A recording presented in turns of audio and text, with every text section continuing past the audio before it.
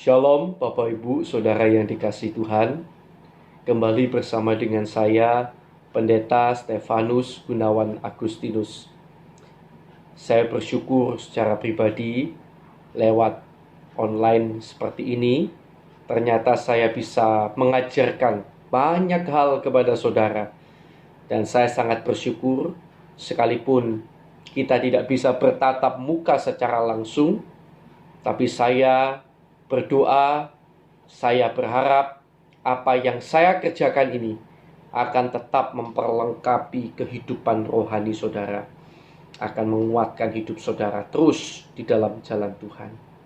Kita akan berdoa bersama-sama lebih dulu ya. Mari kita akan berdoa bersama-sama. Terima kasih Tuhan, sebentar kami akan bersama belajar kebenaran firman-Mu. Kiranya Tuhan mengurapi kami dengan kuat kuasa Roh Kudus. Kiranya Tuhan akan menyertai kami, sehingga nantinya kami bukan hanya menjadi pendengar firman, tetapi kami juga menjadi pelaku-pelaku firman-Mu. Kami tahu tanpa kuasa Roh Kudus, kami tidak akan pernah mampu.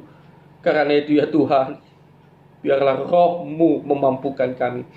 Biarlah Engkau menolong kami Tuhan. Inilah kami akan bersama sambut kebenaran firman-Mu yang hidup dan berkuasa.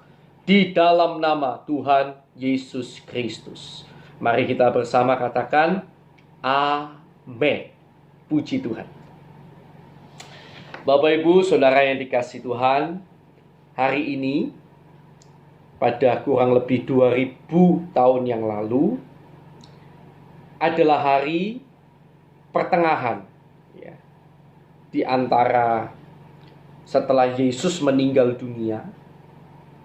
Jadi hari di mana setelah Yesus meninggal dunia dan sebelum Yesus bangkit.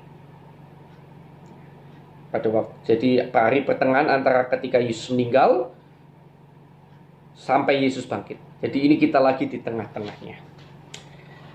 Nah, pertanyaan yang perlu kita tanyakan dan kita akan soroti bersama adalah di mana ya murid-murid Yesus pada waktu itu? Sedang apa ya mereka?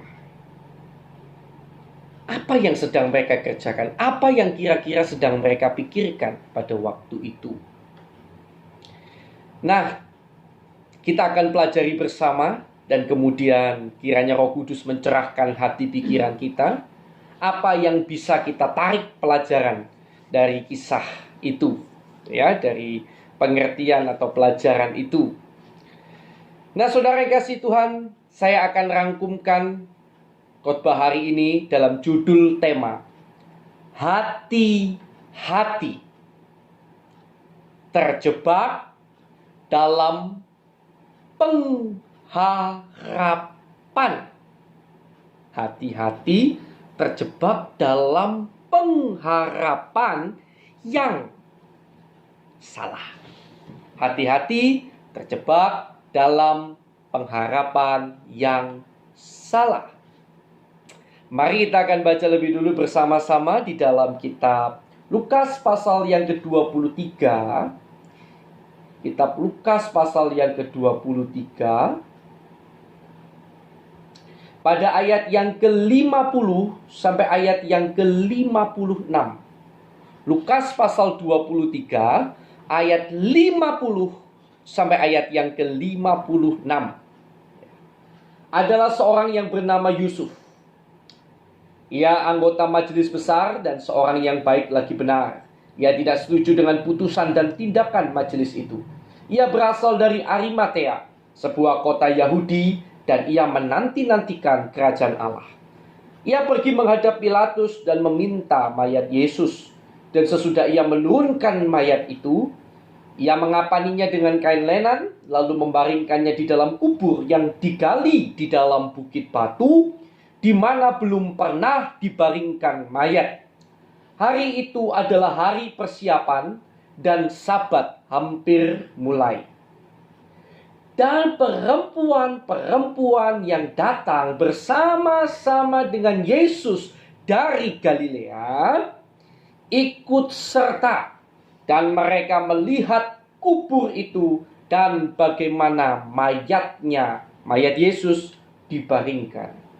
Dan setelah pulang, mereka, artinya perempuan-perempuan yang datang bersama-sama dengan Yesus dari Galilea. Itu yang dimaksud dengan mereka. Ya. Dan mereka, itulah perempuan-perempuan tadi, menyediakan rempah-rempah dan minyak mur. Dan pada hari Sabat mereka beristirahat menurut hukum Taurat.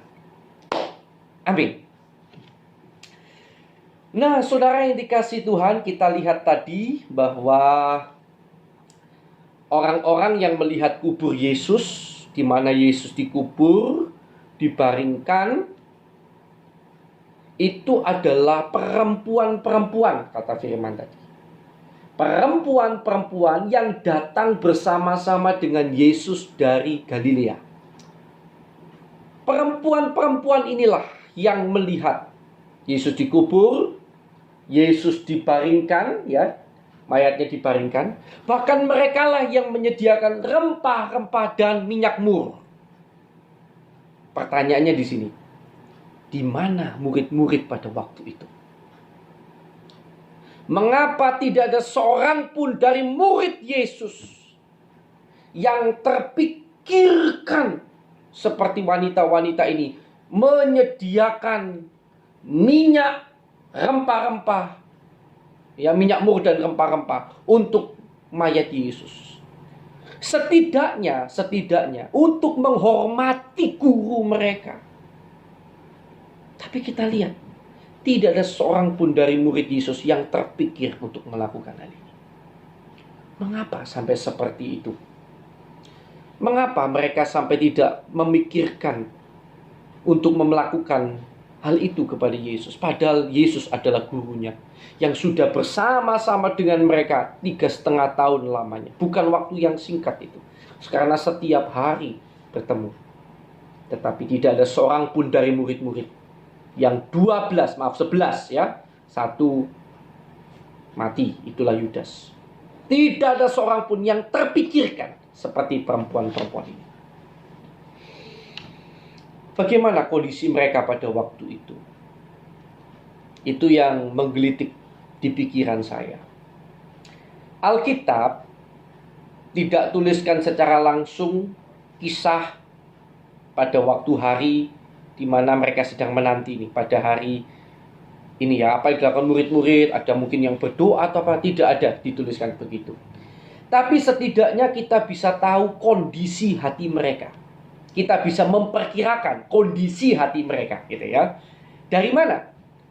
Dari kisah perjalanan ke Emmaus yang dilakukan oleh murid Yesus. Dari situ kita akan tahu kira-kiranya murid-murid pada waktu itu pikirannya seperti apa sih? Sampai sebegitunya tidak memikirkan tentang memberikan penghormatan yang terakhir kepada gurunya. Coba kita lihat bersama. Lukas 24. Ayat yang ke-13 sampai ayat yang ke-14. Lukas 24. Ayat 13 sampai 14. Pada hari itu juga 2 orang dari murid-murid Yesus pergi ke sebuah kampung bernama Emmaus yang terletak kira-kira 7 mil jauhnya dari Yerusalem. Ya, jadi ini kisah ada murid yang pergi ke Emmaus. Dan mereka bercakap-cakap tentang segala sesuatu yang telah terjadi. Ayat 19, katanya kepada mereka, ini Yesus. Pada waktu murid itu berjalan meninggalkan Emmaus, ini posisinya Yesus sudah bangkit ya sebetulnya. Tapi kita mau tahu kira-kira waktu itu sebagian besar murid-murid mikir seperti apa sih? Karena banyak dari antara murid-murid yang belum tahu juga mungkin, atau belum yakin bahwa Yesus sudah bangkit. Nah, kemudian ayat 19, Yesus bertanya kepada 2 orang murid Yesus ini. Katanya kepada mereka, apakah itu? Jawab mereka, apa yang terjadi dengan Yesus orang Nazaret? Dia adalah seorang nabi yang berkuasa dalam pekerjaan dan perkataan di hadapan Allah dan di depan seluruh bangsa kami. Tetapi imam-imam kepala dan pemimpin-pemimpin kami telah menyerahkan dia untuk dihukum mati dan mereka telah menyalibkannya. Padahal kami dahulu mengharapkan bahwa dialah yang datang untuk membebaskan bangsa Israel. Tetapi sementara itu telah lewat 3 hari sejak semuanya itu terjadi. Perhatikan bersama-sama.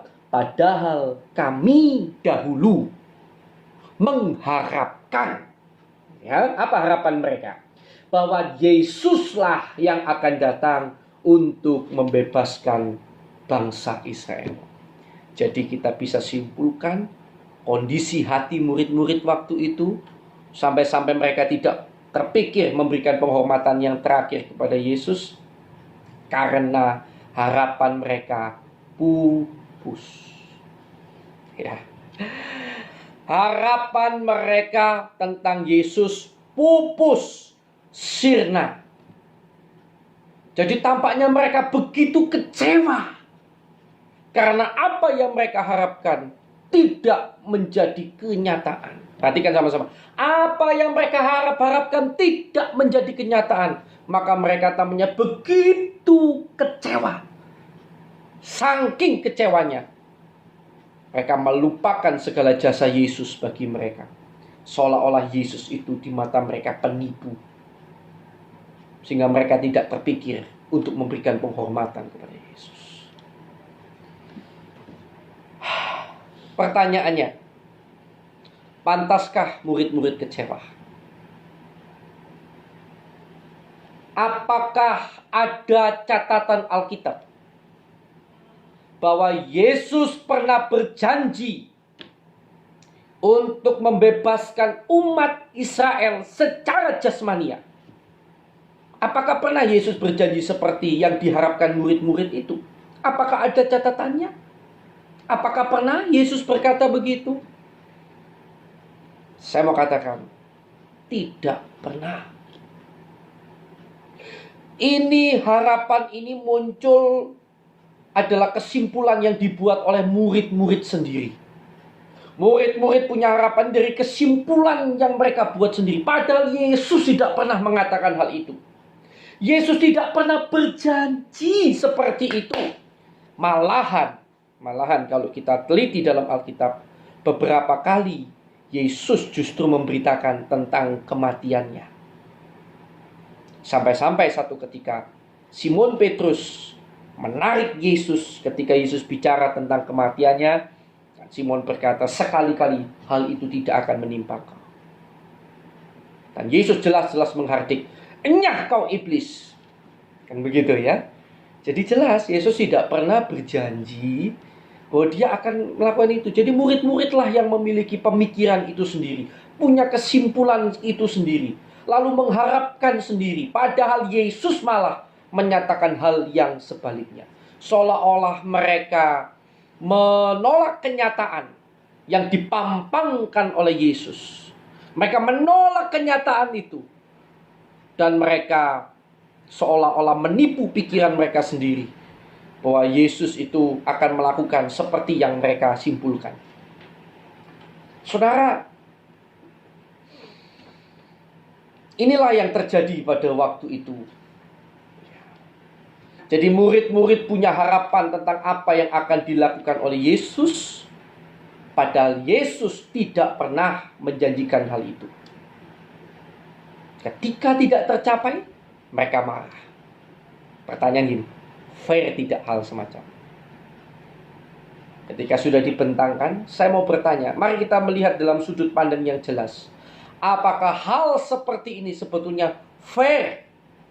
Murid-murid sendiri yang punya harapan seperti itu, padahal Yesus tidak bilang. Lalu ketika tidak dituruti, harapannya tidak terjadi, mereka sendiri juga yang kecewa. Ini sungguh sangat lucu sebetulnya Bapak Ibu. Tetapi tahukah Bapak Ibu bahwa sebenarnya umat Tuhan dewasa ini juga terkadang bisa seperti itu terhadap Tuhan. Berapa banyak yang punya harapan-harapan terhadap Tuhan, padahal Tuhan tidak pernah mengatakan hal itu kepada mereka. Kalau saudara mendapatkan perkataan Tuhan misalnya dari nubuatan, mimpi, ada orang berkata punya mimpi nubuatan. Saya berkata begini, saudara jangan mudah-mudah percaya. Belum tentu dari Tuhan. Percuma saudara percaya hal-hal semacam itu terlalu, saya juga nggak mau nyalakan ya, silahkanlah. Tetapi bisa jadi itu bukan dari Tuhan. Mengapa Bapak Ibu Saudara tidak justru mau mengklaim apa yang Yesus sendiri pernah katakan, Allah pernah katakan, yang ada di dalam mana? Alkitab itu adalah bukti perkataan Allah yang otentik, yang betul-betul dari Tuhan. Tidak mungkin dari yang lain. Janji-janji Tuhan di sana itu bisa dipertanggungjawabkan bahwa ini betul-betul dari Tuhan asalnya. Mengapa Bapak Ibu lebih mempercayai nubuatan-nubuatan dan hidup dari sana lebih daripada Bapak Ibu percaya pada setiap kebenaran firman yang ada terpampang dengan jelas? Bahkan juga ada yang punya harapan-harapan sendiri. Terkadang ada yang mengartikan firman secara salah. Lalu dari firman itu yang salah ditafsirkan itu dia mengharap-harapkan sendiri, mengharapkan hal itu terjadi, lalu tidak terjadi, marah kepada Tuhan. Bukan begitu caranya mengikut Yesus yang benar. Kita tidak boleh mengklaim sepihak. Ini yang saya sebut sebagai harapan yang salah. Kalau kita mengklaim sepihak seperti itu, tidak ada dasar ayat yang benar. Bukan salah Tuhan kalau hal itu tidak terjadi. Saya akan berikan beberapa contoh klaim ayat firman Tuhan yang seringkali diklaim umat Tuhan, tetapi secara sepihak. Saya mau hari ini ajak saudara terbuka pikirannya, melihat dengan jelas ya. Jadi dengan baik, dengan jelas, dengan fair, ayat-ayat akan saya tunjukkan. Mari kita akan lihat beberapa contoh. Misalnya Lukas pasal 11. Ini salah satu ayat yang sering kali disalah-artikan, lalu diklaim-klaim sendiri, kemudian kecewa-kecewa sendiri, padahal bukan salahnya Tuhan. Ya, jangan sampai mengklaim yang salah. Nanti saudara yang rugi. Saudara punya harapan yang salah, itu saudara sendiri yang rugi. Ya, saya menyatakan kebenaran kepada saudara. Contohnya Lukas pasal 11 ayat 9. Mari kita akan lihat. Ayat ini sering kita dengarkan. Oleh karena itu aku berkata kepadamu, mintalah maka akan diberikan kepadamu. Carilah maka kamu akan mendapat. Ketoklah maka pintu akan dibukakan bagimu. Karena setiap orang yang meminta menerima. Dan setiap orang yang mencari mendapat. Dan setiap orang yang mengetok, baginya pintu dibukakan. Bapa manakah di antara kamu, jika anaknya minta ikan daripadanya, akan memberikan ular kepada anaknya itu ganti ikan? Atau jika ia meminta telur, akan memberikan kepadanya kalajengking? Wah, kita semua berkata, amin. Kalau ayat ini dipotong sampai sini, kita klaim Tuhan, katamu kalau minta dapat, cari, minta. Ya, kalau minta akan diberikan, cari akan mendapat, mengetok pintu akan dibukakan. Berikan saya ini, berikan saya mobil baru, berikan saya mau rumah baru. Bukankah engkau tidak akan memberikan ular kepada yang minta? Kau tidak akan memberikan ular kepada yang minta ikan. Kau tidak akan memberikan kalajengking kepada yang minta telur. Wah, kau akan berikan yang baik. Berikan yang baik ini Tuhan, yaitu rumah baru. Jangan istri baru ya. Ya, jangan suami baru, gak boleh. Wah, pokoknya klaim-klaim begitu. Tapi coba lihat ayat 13. Saudara harus fair ini ya, harus fair ya, ayat 13.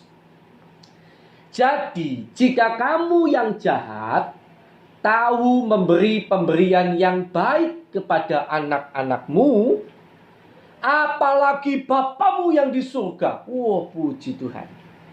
Ia akan memberikan Roh Kudus kepada mereka yang meminta kepadanya. Jadi ayat ini Yang dituju utama adalah siapa? Meminta Roh Kudus. Yang dimaksud meminta yang baik itu meminta apa? Yang dimintanya harus sampai mencari, mendapat, mengetok dan lain sebagainya. Itu apa? Roh Kudus. Fair ya? Jadi jangan dipotong. Ya, jangan ikut-ikutan pengajaran-pengajaran yang aneh-aneh yang suka main klaim sendiri padahal Tuhan gak janjikan. Nanti saudara yang akan rugi. Harus kembali kepada firman. Kalau dijanjikan Tuhan, imani. Itu contoh ya. Ada contoh lain. PR di rumah. Baca 1 Korintus 2 ayat 7 dan ayat 9. Seringkali kita dengar, apa yang tak pernah dilihat mata, yang tak pernah didengar telinga, yang tak pernah timbul di dalam hati, semua disediakannya bagi yang mengasihi Dia. Wah, kan gitu. Coba saudara baca lagi ayatnya dengan baik. Ya, jangan punya harapan-harapan yang salah. Harus tepat sesuai yang kata Tuhan. Coba baca 1 Korintus 2 ayat 7. Baru kemudian ayat yang ke-9. Itu PR di rumah. Baca. Maka saudara akan tahu bahwa apa yang tidak pernah didengar telinga, tidak pernah dilihat mata, tidak pernah timbul dalam hati kita, yang disediakan Allah bagi yang mengasihi Dia. Itu apa? Itu ayat yang ke-7. Hikmat Allah. Pembukaan firman Allah. Itulah rahasia yang tersembunyi dari abad ke abad. Itulah yang diberikan Allah dan disediakan Allah bagi orang-orang yang mengasihi Dia. Yaitu firman, pembukaan firman. Wah. Jadi kalau klaim pakai ayat itu sebetulnya salah lagi, saudara. Lihat aja baik-baik. Saya bukannya mau membuat iman saudara down atau apa. Enggak, saya mau saudara fair terhadap firman Tuhan. Jangan klaim apa yang Yesus tidak janjikan. Jangan harapkan apa yang Yesus tidak janjikan. Jangan membuat kesimpulan sendiri. Nanti saudara salah, tidak terjadi, saudara kecewa, saudara menyalahkan Tuhan. Itu sangat tidak fair. Nah, sekarang pertanyaannya, Pak, tapi kami butuh kekuatan. Mungkin Anda bertanya begitu. Apalagi di tengah-tengah kondisi ekonomi yang tidak pasti, wabah corona, kondisi kesehatan yang tidak pasti ini. Kami takut, Pak. Apakah berarti firman Tuhan tidak pernah menjanjikan berkat yang dapat kami harapkan? Apakah firman Tuhan tidak pernah menjanjikan hari-hari baik sebagaimana yang kami inginkan? Jangan khawatir. Saya akan ajari saudara dengan benar. Coba kita akan lihat bersama 1 Petrus 3. Ya, ayat 9 lebih dulu. 1 Petrus 3 ayat yang ke-9. Ya. Dan janganlah membalas kejahatan dengan kejahatan, atau caci maki dengan caci maki, tetapi sebaliknya hendaklah kamu memberkati, karena untuk itulah kamu dipanggil, yaitu untuk memperoleh berkat. Sebab, nah itu tadi kita lihat lagi ya. Jadi saudara, apakah firman Tuhan menjanjikan berkat? Ya. Saudara dipanggil untuk memperoleh berkat. Itu salah satu firman Tuhan. Tidak bisa dipungkiri kok. Tetapi saudara perlu melihat firman ini dengan sepenuhnya. Melihat dengan sepenuhnya dari mana, Pak? Coba baca ayat yang 9 tadi ya. Baik-baik. Dan janganlah membalas kejahatan dengan kejahatan. 1. Caci maki dengan caci maki. Jangan balas. 2. Tetapi sebaliknya hendaklah kamu memberkati, karena untuk itulah kamu dipanggil, yaitu untuk memperoleh berkat. Sebab, ayat 10, siapa yang mau mencintai hidup dan mau melihat hari-hari baik, Ia harus menjaga lidahnya terhadap yang jahat, ya, dijaga lidah terhadap yang jahat, dan bibirnya terhadap ucapan-ucapan yang menipu. Wah, bibir, jadi jangan digunakan untuk mengucapkan hal-hal yang jahat, yang tidak berkenan. Bisa nggak kita jaga bibir kita? Nggak gampang ya. Tapi kalau saudara mau menerima berkat, menerima hari-hari baik, jaga bibir baik-baik. Dari ucapan-ucapan yang belum tentu benar, dari ucapan-ucapan yang jahat, dijaga. Ya, ia harus menjauhi yang jahat dan melakukan yang baik. Puji Tuhan. Jauhi yang jahat, lakukan apa yang baik. Ia harus mencari perdamaian dan berusaha mendapatkannya. Wah, luar biasa ya. Damai dengan semua orang. Jangan sampai ada perselisihan, ada sakit hati dengan siapapun. Harus ada perdamaian dan berusaha mendapatkannya. Kata firman Tuhan, kalau mau terima berkat, kalau mau lihat hari-hari baik. Sebab mata Tuhan tertuju kepada orang-orang benar, dan telinganya kepada permohonan mereka yang minta tolong. Tetapi wajah Tuhan menentang orang-orang yang berbuat jahat. Nah, kalau berharap kepada Tuhan itu harus lengkap seperti ini. Jadi Bapak Ibu, saudara yang terkasih, lakukan firman sesuai. Kita kalau mau diberkati, ya, jalannya gimana? Lakukan firman. Jauhi yang jahat, lidah bibir kita jaga, hanya mengucapkan apa yang baik, yang memberkati orang lain, yang membangun orang lain. Lidah kita pakai untuk memperkatakan firman. Kita menjauhkan dari perkataan-perkataan yang menipu. Ya, kita berusaha mencari perdamaian. Kita menjauhi apa yang jahat, kita berusaha melakukan apa yang baik terus. Kalau sudah begini, saudara boleh klaim. Ini firman Tuhan, bahwa saudara pasti akan melihat hari-hari baik. Amin. Nah, begitu harus kita itu lengkap ketika kita membaca Alkitab. Jangan ambil sepotong-sepotong. Tapi ayat ini juga nggak berhenti sampai di sini loh saudara. Masih ayat 13, 14 itu ada. Saya akan bacakan ya. Supaya fair semuanya, kita harus lihat semuanya. Dan siapakah yang akan berbuat jahat terhadap kamu jika kamu rajin berbuat baik? Tetapi sekalipun kamu harus menderita juga karena kebenaran, kamu akan berbahagia. Sebab itu janganlah kamu takuti apa yang mereka takuti, dan janganlah gentar. Ya, jadi pasti saudara bisa klaim akan melihat hari-hari yang baik. Dan kalaupun diizinkan Tuhan menderita, ayat 14, Tuhan gak akan tinggalkan Anda. Tuhan akan membuat hati Anda berbahagia. Ada damai sejahtera yang bukan dari dunia ini, tetapi dari Tuhan. Damai sejahtera dan kebahagiaan itu akan memelihara jiwa saudara, sehingga saudara tidak hancur oleh duka cita.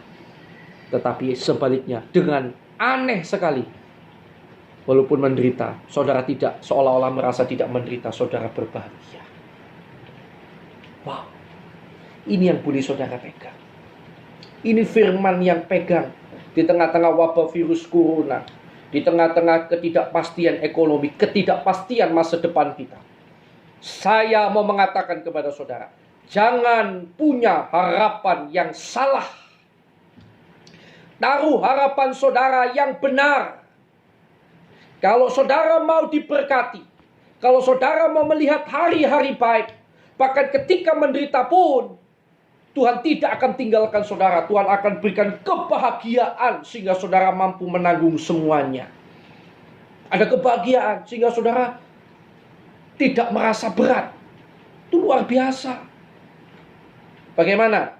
Jagalah lidahmu terhadap apa yang jahat. Jagalah lidahmu terhadap apa yang menipu, apa yang tidak benar.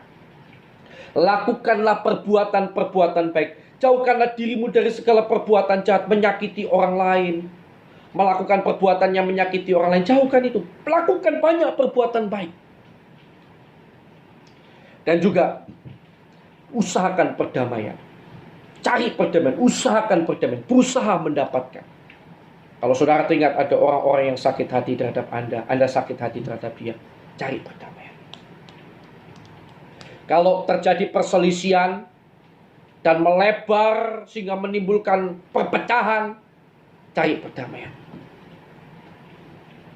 Kalau saudara mau melihat hari-hari baik, firman semacam ini yang lengkap dengan sepenuhnya, itu yang mesti saudara pegang. Inilah pesan saya. Sekali lagi, jangan punya harapan yang salah. Letakkan harapan yang benar kepada Tuhan. Percayalah, Tuhan tidak pernah ingkar janji. Tuhan yang tidak pernah mengingkari janjinya terhadap saya adalah Tuhan yang sama, yang juga akan bekerja dalam hidup saudara. Klaim janji Tuhan tepat seperti apa yang dikatakan oleh Tuhan. Tuhan Yesus memberkati saudara. Mari kita akan berdoa bersama-sama. Terima kasih Tuhan. Hari-hari ini kami butuh pengharapan, kami butuh kekuatan. Tapi tuntunlah kami agar pengharapan dan Tuhan, pengharapan kami kiranya bukan pengharapan yang kosong, pengharapan yang palsu, yang menipu. Tapi kiranya pengharapan kami adalah pengharapan yang benar, yang sesuai dengan kebenaran firman-Mu.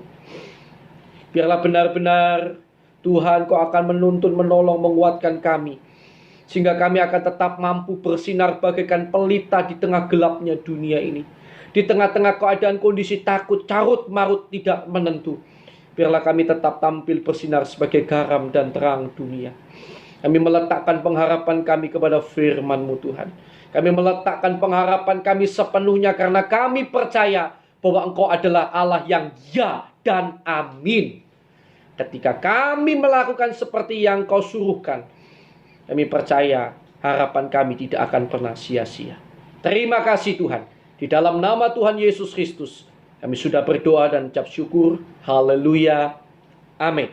Sekali lagi, kalau ada di antara saudara yang mau didoakan, saudara bisa menghubungi nomor HP saya untuk didoakan bersama-sama. Tuhan Yesus memberkati saudara. Tuhan memberkati. Amin.